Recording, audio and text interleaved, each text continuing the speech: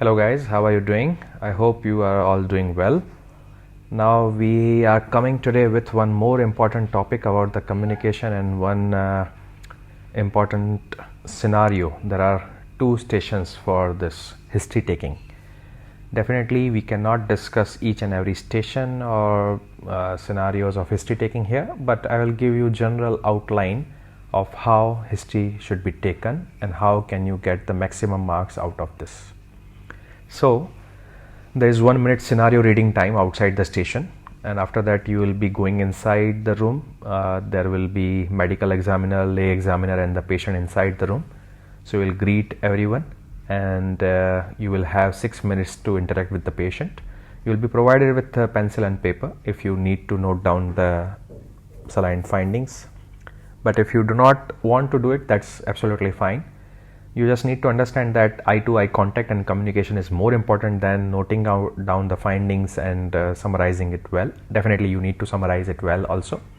You have then 3 minutes for summarization and question answers with the medical examiner. So here the lay examiner will not talk to you. They will just observe you for the medical jargon if you are using. They will observe you for the communication skills. They will observe how well rapport you are creating with the patient and how well you empathize with them. So they have some marks with them definitely. In certain OSCE exams, the role players or the patients are also given that authority to give marks at the end of the your station. I'm not sure that happens in MRCS or not, but you have to understand definitely whether the lay examiner or the role player, they will not judge you based on your knowledge or the medical expertization. For that, medical examiner is always there, but they will judge you based on the communication skills and rapport building, empathy and everything. So let's go. Let's discuss how well history can be taken. So you will enter the room, you will greet all, whatever the time of the day. If you are in the morning session, good morning to everyone, and if it is afternoon, you say good afternoon. Make eye-to-eye contact with all of them who are present in the room. That is the communication key here. Then you introduce yourself. How do you introduce yourself? Just say that I am Dr. So-and-so and I am one of the exam candidate. If no information is given in the scenario, if information specifically says that you are someone, with some designation, just say that after your name. Then check and confirm the name and age of the patient. Set agenda. What do you mean by setting the agenda? You have to give one line, one dialogue that this is the thing we are meeting for, or we are going to discuss this. So in scenario, definitely it would be given that whether some GP has referred some patient to you. Most is the case like that in NHS. They are referred mostly by the GPs. Or otherwise, if it is not given, it would be given to you just take the history, or you are in the OPD, or you are in your consultation room and this patient is there with this complaint, whatever, blah blah blah. So just based on your common sense, whatever scenario is given to you, you will set the agenda based on that. So that one dialogue is important. You have to set the agenda. That shows that what you are planning to do and planning to achieve in that conversation. Now you will open the conversation with the patient. How will you do that? Make it simple, keep it simple. Just ask them, how can I help you today? That's fine. Don't go into the complex things. One dialogue is enough for all the stations. Just make one point if it is like a given scenario. There will be certain scenarios where you are visiting the patient or going for the assessment of the patient who is already indoor, already maybe after operation or before operation. There is some pre-operative or post-operative confusion or pre-operative assessment or something like that. Then definitely you have to change. You know the name of the patient there, age of the patient there, then you cannot ask them. You have to greet them by their name already, that because you know that that's their name. But you will confirm still. You will ask them, Mr. X or Mrs. X, is it you, or something like that. And here in the indoor scenario where the patient is already with you, you know the background, so you may not be going into the details of the history taking in that way, but something specific has happened and then you may have been called upon, so you have to act accordingly. But in general, most of the cases, most of the scenarios would be like you are in OPD and GP has referred you a case and then you have to take the history. So we'll start with the primary complaint, that how can I help you today? Then the patient will give you the answer about that. This is the open question, so they will give you the broad idea about what is the main bothering complaint to them and why they have come to you today. Then you empathize by feeling sorry or saying that you are feeling sorry about that because patient has to go through this.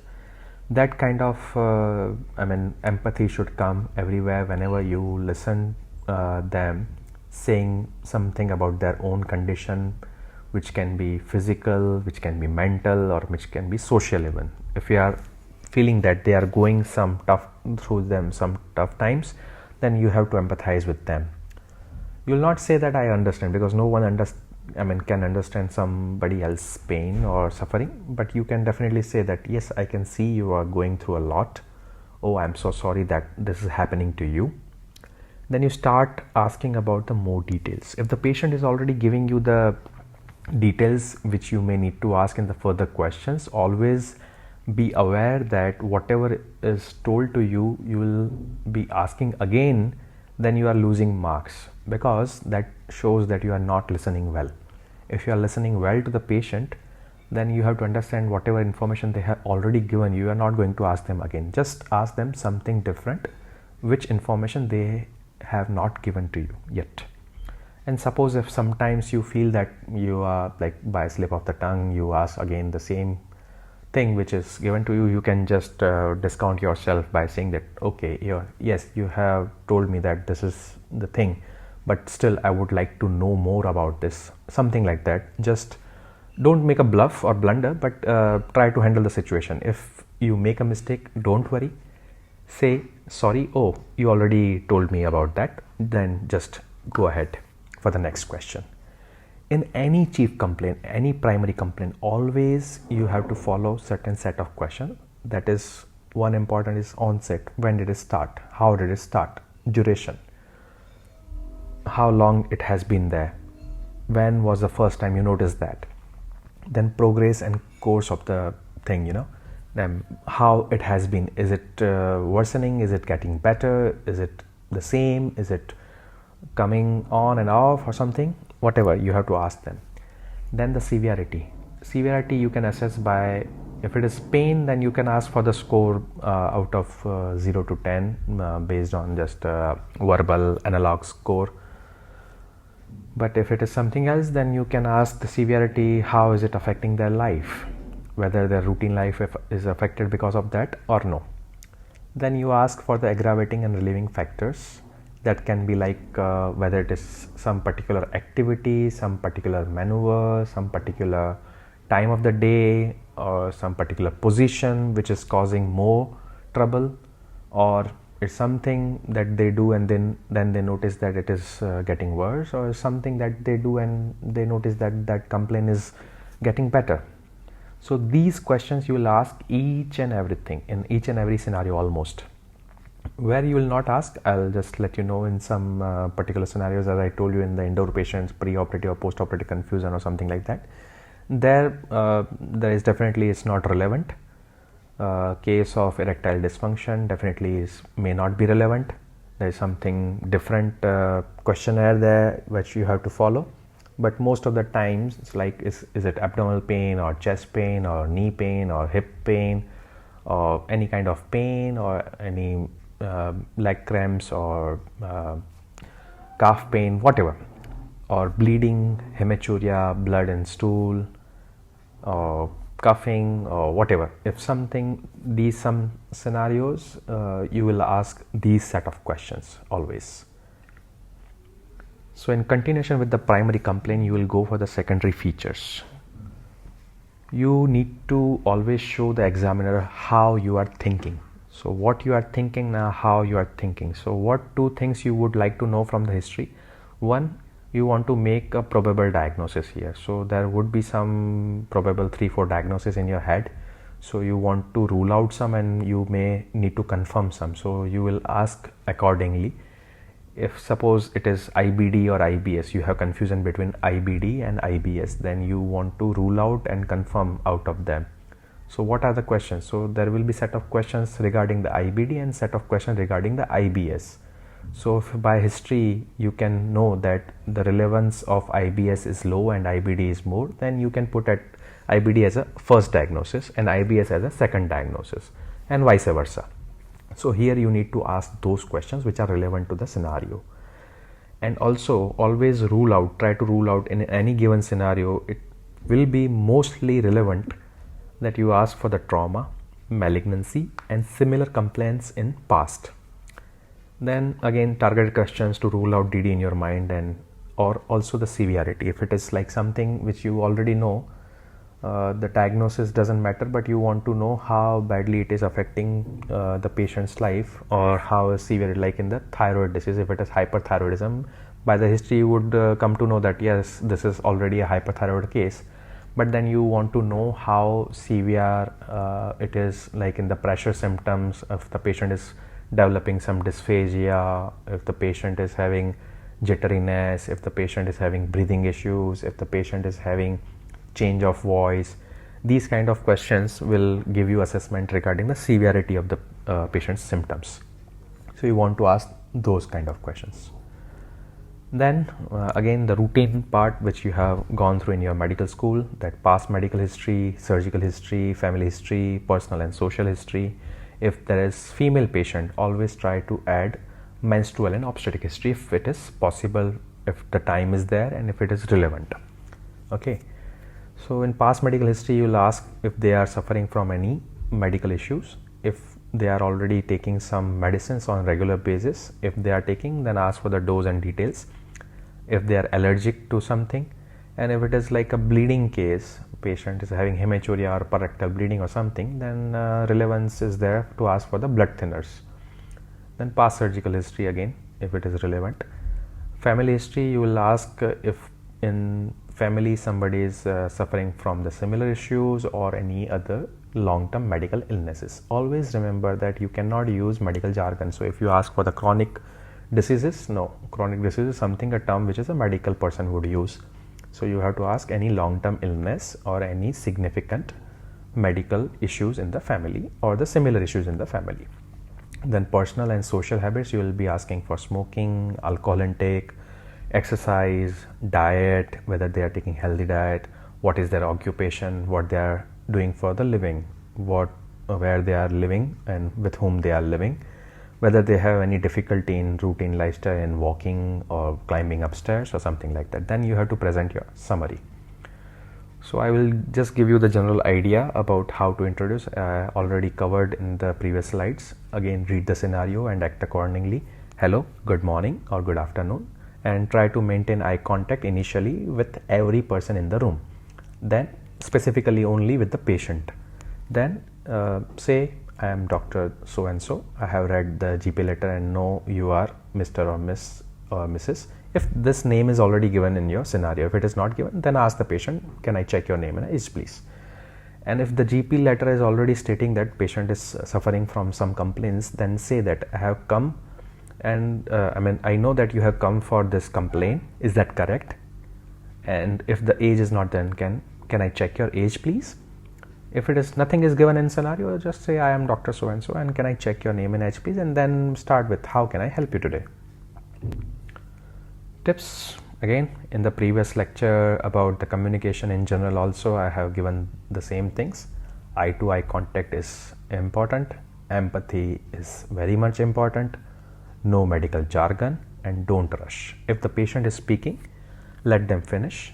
Even if you feel they are anxious, they are talking too much, they are talking off the topic, then also let them finish. Or whenever they are going to take a pause for breathing even, then you may jump in. Then, okay, can I please ask you something? I can see that you are anxious about it, but can I please ask you some relevant questions to know more about your condition or something like that, and then you take the charge of your history.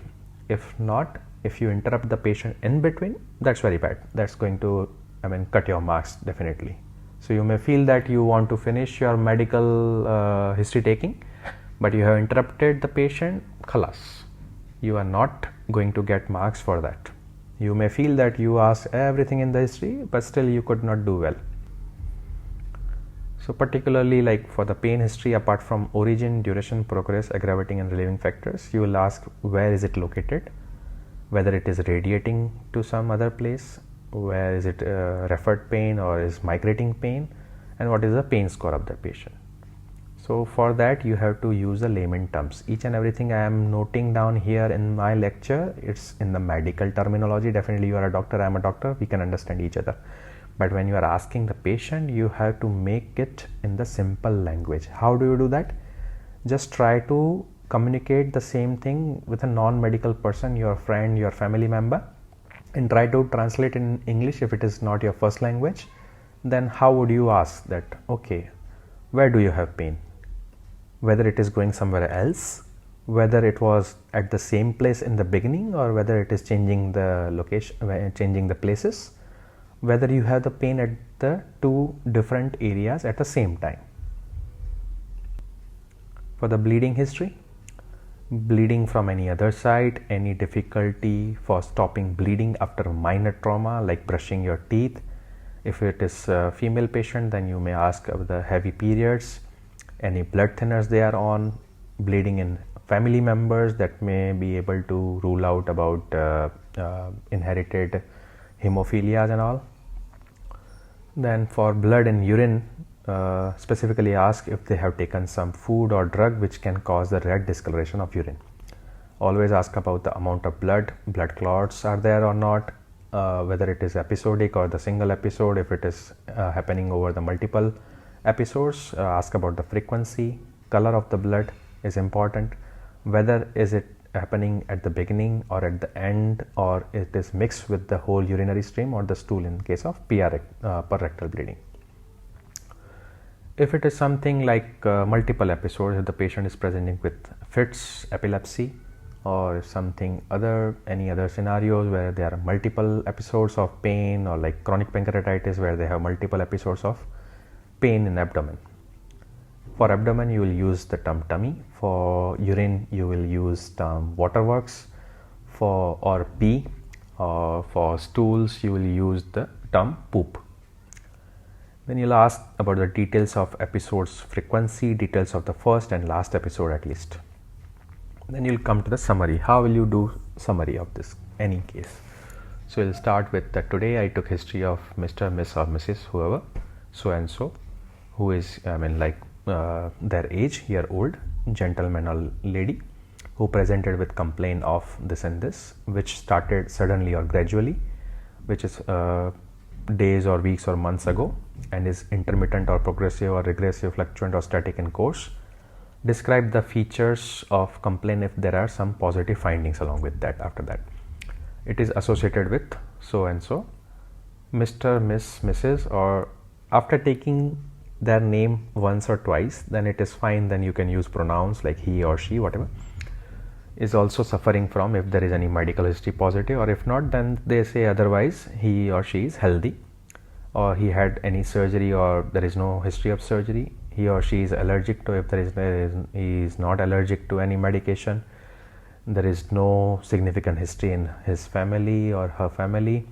He or she is a smoker or non-smoker, or don't take alcohol or consume alcohol, whatever, with the details. If they are like consuming too much alcohol, then you can say heavy drinker. If they are taking only socially, then or weekends, you can say social drinker. If they are taking too many cigarettes in a day, then you can say heavy smoker. There is no need to give the details of how many pack years or something like that. That's fine. Then give any other relevant information if you feel necessary, like their job, their residence, their social support system, or any other difficulties they are having in life. Then prepare for question and answer. So after summary, they may not start questioning if you are going in the flow. If you are speaking fluently, they will just listen to you. The examiner would like to know your primary diagnosis from yourself. So just go with the flow and say that my primary working diagnosis is, or my main differential diagnosis is. However, I would like to rule out whatever other differentials you can think of, for which I will offer to do complete general and systemic physical examination and investigations. Now, which investigations? That will be definitely based on the scenario. They will maybe asking you about the management. How will you manage this? See, here in history, you are not sure whether it is like in PR bleeding, if it is a colon cancer, if it is IBD, ulcerative colitis, you don't know. But when after history you have given your first primary working diagnosis, that is what you have to keep in mind. Then you will start giving your management according to that only. Then you don't have to talk about each and every option. Here, if it is PR bleeding and if you are suspecting colon cancer or rectal cancer, then you will be talking about the CT scan or MRI and then surgery, neoadjuvant chemo, radiotherapy, blah blah blah, whatever. But if it is like IBD, then you'll be talking about the management according to the IBD line. Okay, you're not going to mix two things in the management. They will not give you any hint. That depends on your common sense. If you have given the first diagnosis as IBD, you will give management according to IBD. If you have given first diagnosis as cancer, then you'll be talking about the management as a cancer investigation also. So just bear in mind that you may not be given that information from the examiner. You have to decide yourself what you are going to talk about. So that is why it is important to pick up your primary diagnosis or main differential diagnosis based on the patient's given information. They may try to confuse you, they may try to do some debate with you, why not this, why this. That is accepted, that is well, that they want to know your knowledge.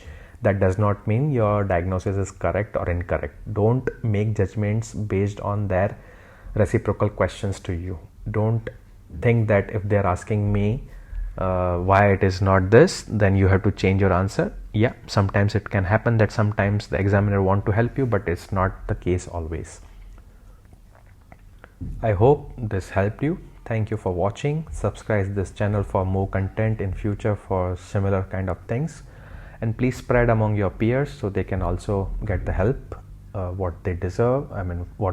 Everybody of you deserve to pass. This exam is something like you should not be feared of, because you are already on the path of being a surgeon, or maybe you are already a surgeon, so you deserve to pass this exam.